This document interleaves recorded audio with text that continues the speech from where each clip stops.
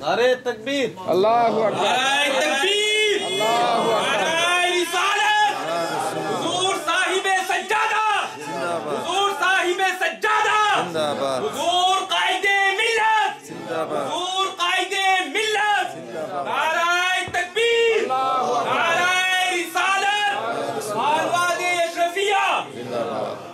अल्लाह।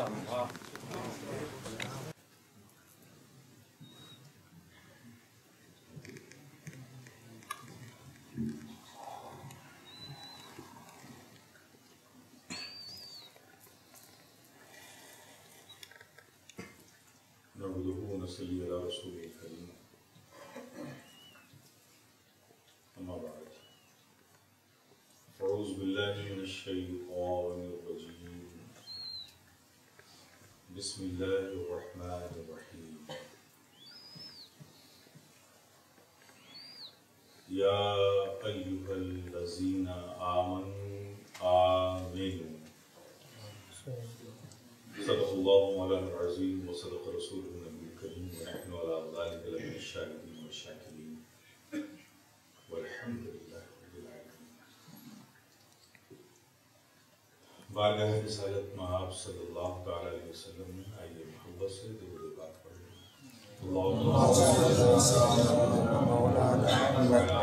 वअला आलि सय्यिदिना व मौलाना मुहम्मदिन बारिक वसल्लम।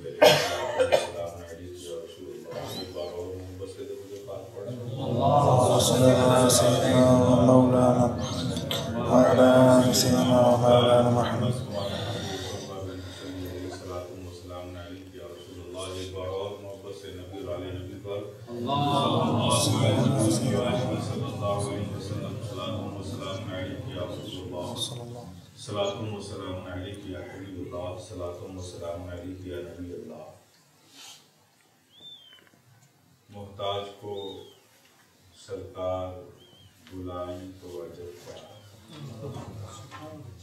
मोहताज को सरकार बुलाएं तो अजब क्या, सोई हुई तकदीर जगाएं तो अजब क्या। कुछ हुस्न अमल पास नहीं फिर भी यकीन है, कुछ हुस्न अमल पास नहीं फिर भी यकीन है। बख्शिश का वो मुज़दा जो सुनाए तो अजब क्या, बख्शिश का वो मुज़दा जो सुनाए तो अजब क्या। मुश्ताक निगाहों की वो तस्कीन की खातिर, मुश्ताक निगाहों की वो तस्कीन की खातिर, खुद आके अगर जलवा दिखाएं तो अजब क्या, खुद आके अगर जलवा दिखाएं तो अजब क्या। सोई हुई तकदीर जगाएं तो अजब क्या। हासिल जिन्हें आका की गुलामी का शरफ है, हासिल जिन्हें आका की गुलामी का शरफ है, ठोकर से वो मुर्दों को जिलाएं तो अजब क्या, ठोकर से वो मुर्दों को जिलाएं तो अजब क्या। पलता है ज़माना शहे वाला के करम से, पलता है ज़माना शहे वाला के करम से, इजहार को भी गर वो निभाएं तो अजब क्या, इजहार को भी गर वो निभाएं तो अजब क्या। एक बार और दो बात पढ़ रहे हैं।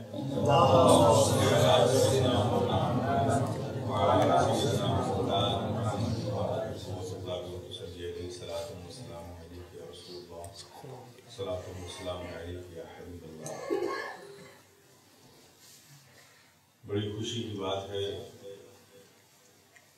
माशाअल्लाह बहुत कम वक्त में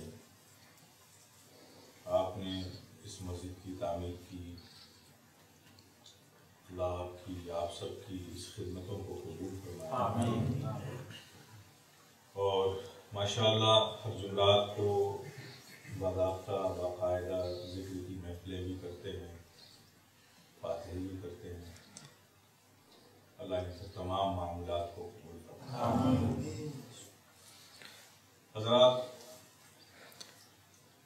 थोड़ी सी गुफ्तगू मैं आपके सामने करना चाहता हूँ। मैंने जिस आयत करीमा की तिलावत का शर्फ हासिल किया, या अय्युहल्लज़ीना आमनू आमिनू, इसका आसान सा और सही सा तर्जुमा, ए ईमान वालो ईमान वाले हो जाओ।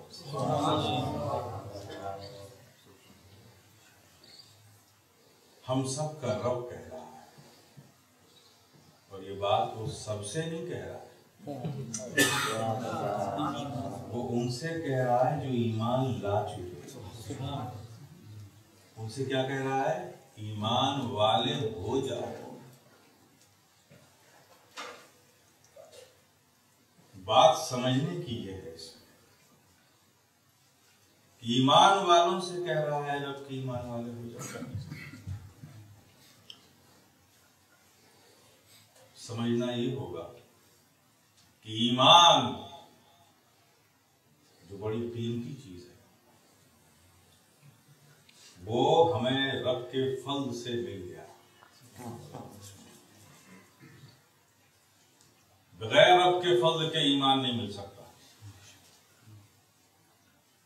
रब की तौफीक का साया जब किसी के सरों पर होता है तो उसे ही ईमान की दौलत मिलती है। ईमान लाने में, ईमान वाला होने में, इसमें आपका हमारा कोई कमाल नहीं, ना हमारी कोई कोशिश है। अरे ये तो रब का फजल है कि उसने मुसलमान की गोद में पैदा कर दिया तो हम मुसलमान हो गए। तो हमारे पैदा होने में हमारा कोई अख्तियार नहीं। तो रब यही कहना चाहता है कि वो ईमान जिससे ज्यादा कीमती कोई चीज नहीं, हमने तुम पर एहसान किया कि वो ईमान अपने फल से तुम्हें अता कर दिया। लेकिन वो कीमती ईमान जो तुम्हें मिला है, क्या तुमने उसकी कदर की? ईमान कितना कीमती है, कभी सोचा? आज के इस मेटलिज्म के जमाने में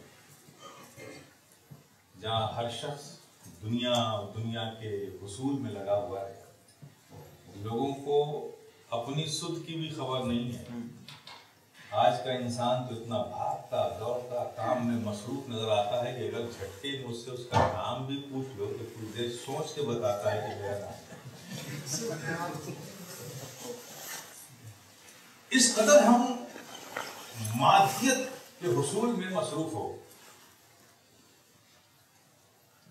और हमने जिंदगी से मुताल्लिक जरूरत की हर चीज को सबसे ज्यादा कीमती समझ लिया, और वो ईमान जो सबसे कीमती था, आज के जमाने में हमने उसे डिसवैल्यू कर दिया। तो प्यारे, हमारे डिसवैल्यू करने से ईमान डिसवैल्यू नहीं होगा। ईमान कितना कीमती है, कभी गौर किया? दुनिया की सारी नेमतें, ये दौलतें, ये सरमाए, ये ऐशो इशरत, ये आराम, ये सुकून, ये power, man power, economical power, political power, इज्जत, ये वक़ार, ये जो कुछ भी सरमाया आपने जमा किया है, इंसाफ से बोलो, मर जाओगे तो क्या कब्र में जाएगा? अरे ये तो छोड़ो, वो बाप जिसने बेटे को पैदा किया, जिंदगी भर बड़ा चाहता रहा उसे, क्या वो जाएगा साथ? वो माँ जिसकी ममता बहुत मशहूर है कि बेटा नजरों से ओझल हो जाए तो माँ परेशान हो जाए। अगर बेटा रात भर ना सोए तो माँ भी जाग जाग कर रात गुजार दे। ऐसी मोहब्बत करने वाली माँ जिस्म से रूह निकल गई, कब्र में दाखिल किया बच्चे को, तो क्या माँ साथ जाएगी? न दुनिया की कोई चीज, न कोई रिश्ता, न कोई बाप, न कोई माँ, न कोई बाप भाई, कोई जाने को कब्र में किसी के साथ तैयार नहीं। ये हकीकत है ना। अब आप सोचो, सारी चीजों की हैसियत तो वैल्यूज ये है कि जब तक तुम जिंदा हो वो तुम्हारा साथी है। जिस्म से रूह निकल गई, कोई साथ देने को तैयार नहीं। लेकिन प्यारे, ईमान ही वो चीज है कि जहां कोई साथ नहीं देगा, कुछ तुम्हारे साथ नहीं जाएगा, लेकिन तुमने अगर ईमान को नहीं छोड़ा है तो ईमान वहां भी तुम्हारे साथ जाएगा। ईमान ही जाएगा तुम्हारे साथ और कुछ नहीं जाएगा। इंतहा की बात कर दूं आपको, अब ये खुद एक ऐसा मौजूद है कि इस पे बोलने के लिए घंटों चाहिए। ईमान कितना कीमती है, मैं एक इंतहा की बात करता हूं। कितना कीमती है प्यारे, इतना कीमती है कि अगर अल्लाह ने किसी को उसके अमल की खराबी की वजह से अगर अल्लाह ने जहन्नम में डाल दिया, हो सकता है कि अल्लाह पाक ईमान पर खात्मा हुआ हो, इसके बावजूद अगर उसके अमल खराब हैं तो अल्लाह उसे जहन्नम में डाल देगा। ये उसकी मर्जी है। अब ये अलग बात है कि बाद में ईमान पर खात्मा हुआ है तो फिर वो जन्नत में जाएगा, ये अलग बात है। लेकिन हो सकता है कि जहन्नम में अमल की खराबी की वजह से रहना पड़े। तो अगर अल्लाह ने किसी को उसके अमल की खराबी की वजह से जहन्नम में डाल दिया ना, अब जहन्नम में कोई चीज जाने वाली है साथ में, लेकिन प्यारे कुर्बान जाओ, ये ईमान ही वो चीज है। अगर अमल की खराबी की वजह से अल्लाह ने किसी को जहन्नम में डाल दिया और उसने ईमान को दुनिया में नहीं छोड़ा था, तो ईमान वहां भी उसके साथ जाएगा, वहां भी उसके साथ जाएगा। अब ईमान से पूछो कि ईमान, तू तो जन्नत का फूल है, तू ये जहन्नम में क्या कर रहा है? तो प्यारे कुर्बान जाओ, ईमान कहेगा, कह रहे जब दुनिया में इसने मुझे नहीं छोड़ा तो आज इसके बुरे वक्त में मैं इसे कैसे छोड़ूं? और अगर मैंने छोड़ दिया तो फिर वो क्या चीज है जो इसे जन्नत में ले जाएगी? तो मैं तो तभी इसके साथ, ये यहाँ है तो मैं भी यहाँ हूं और इसे मैं जन्नत में लेकर जाऊं। वो ईमान रब के फल से मिला। क्या आपने उसकी कदर की? ईमान वाले तो बन गए, आप रब के फल से हो गए, लेकिन क्या ईमान वाले बने? ये आज हम सब के लिए सवाल है। अगर ईमान वाले हम बने तो हमें सोचना होगा कि नमाज, कुरान ने कहा, इस्लाम ने हमें बताया कि ये फर्ज की गई है। अगर नमाज हमारी जिंदगी से दूर है तो फिर ये सवाल होगा कि कहाँ ईमान वाले हैं? ज़कात हम पे फर्ज किया गया, ज़कात के अदा करने में अगर हम दयानतदार नहीं हैं तो ये सवाल फिर बनेगा कि कहाँ ईमान वाले हैं? वो नबी जिन्होंने हमें तालीम दी अखलाक की, मुरव्वत की, उखुवत की, उनकी तालीमात का कोई रंग, कोई अक्स हम अपनी जिंदगी में महसूस ना करें तो कहाँ ईमान वाले बने? जो नबी ये तालीम दे कि सुनो, वो मुसलमान नहीं जिसका पड़ोसी उसके जुल्म से महफूज ना हो। अगर हमारे ताल्लुकात अपने पड़ोसियों से अच्छे ना हो तो हम कहाँ ईमान वाले हैं? एक मुसलमान के दिलों में मुसलमान के लिए मोहब्बत ना हो, मुरब्बत ना हो, ख्याल ना हो। जो नबी ये फरमाए, एक सहाबी है, उनका एक बच्चा गायब हो गया, दिन भर तलाश किया, बच्चा ना मिला, थक हार कर बारगाहे नबूवत में हाजिर हुए। और फरमाया या रसूलल्लाह सल्लल्लाहु अलैहि वसल्लम, मेरा एक बच्चा था जो सुबह से गायब है, शाम होने को आ गई, बच्चे को तलाश करके मैं थक गया, लेकिन मुझे मेरा बच्चा नहीं मिला, आप दुआ फरमाएं। अभी बारगाह नबुव्वत में आप सहाबी ने अपनी एक इल्तिजा पेश की थी, एक दूसरे सहाबी आए, उन्होंने उन सहाबी को जब बारगाह नबुव्वत में इल्तिजा पेश करते हुए देखा तो उन्होंने कहा कि आप यहाँ क्या कर रहे हैं? अरे भाई, मैंने आपके बच्चे को फला वादी में चंद बच्चों के साथ खेलते देखा। जब उन सहाबी ने अपने बच्चे की मिलने की खबर पाई तो आप खुद सोच सकते हैं, आप भी बाप, ये दिन भर बच्चा किसी का ना मिला हो, बच्चे की मिलने की खबर हो तो कितना जज्बाती हो जाएगा। तो वो भी जज्बाती हो गए, बारगाह नबुव्वत में झुककर सलाम किया, इजाजत चाहिए, और दौड़ते हुए कदमों से बच्चे की तरफ भागने लगे। नबी ने उनको इस कदर बेचैन, मुस्तरिब और जज्बाती होकर जब जाता हुआ देखा तो आवाज दी, बुलाए, या रसूलल्लाह क्या बात है? फरमाया, देखो जिस अंदाज से तुम जा रहे हो अपने ऊपर काबू रखो, आराम से जाओ, और सुनो, जब तुम्हें तुम्हारा बच्चा मिल जाए तो अपने इस मोहब्बत की शिद्दत पर, उसके जज्बात पर काबू रखना, इस इस्तराब के साथ, बेचैनी के साथ बच्चे को उठा के लिपटाना चिपटाना मत। साबिर का, या रसूलल्लाह, ये तो इंसान की फितरत का तकाज़ा है, बच्चा सुबह से नहीं मिला, शाम को देखूंगा तो उसे ये फर्क मोहब्बत से दिल भरा आया तो उठाऊंगा चिपटाऊंगा, कहा नहीं, एहतियात करना। या रसूलल्लाह क्यों?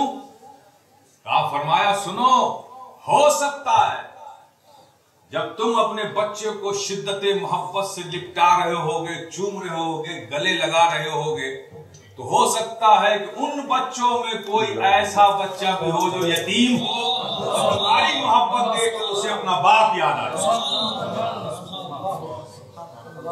मेरे प्यारे, अगर हम ईमान वाले हो गए तो क्या नबी के फरमान का ये अक्स हम अपनी जिंदगी में कहीं देखते?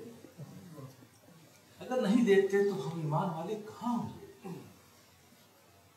वो नबी जो ये फरमाए, एक सहाबी हैं, उनका एक पड़ोसी है, वो बहुत गरीब है, वो नानो शबीना के मोहताज है।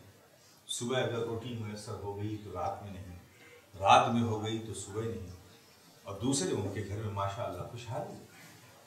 उस गरीब के घर में भी 4 बच्चे हैं। आका को मालूम हुआ तो आका ने आप सहाबी को बुलाया, फरमाया कि सुनो, जब तुम अपने घर में कभी गोश्त बनाओ, शाम को मत बनाया करो, देर रात में बनाया करो। फरमाया, या रसूलल्लाह, इसमें क्या बात है? कहा, इसलिए कि तुम जब शाम को गोश्त बनाओगे और तुम जब उसे बनाओगे तो उसकी खुशबू तुम्हारे पड़ोसी के घर में जाएगी, और तुम्हारे पड़ोसी में गरीब है, उस गोश्त की खुशबू को महसूस करके उसके बच्चे तड़पेंगे और अपने बाप से गोश्त के खाने की ख्वाहिश का इजहार करेंगे।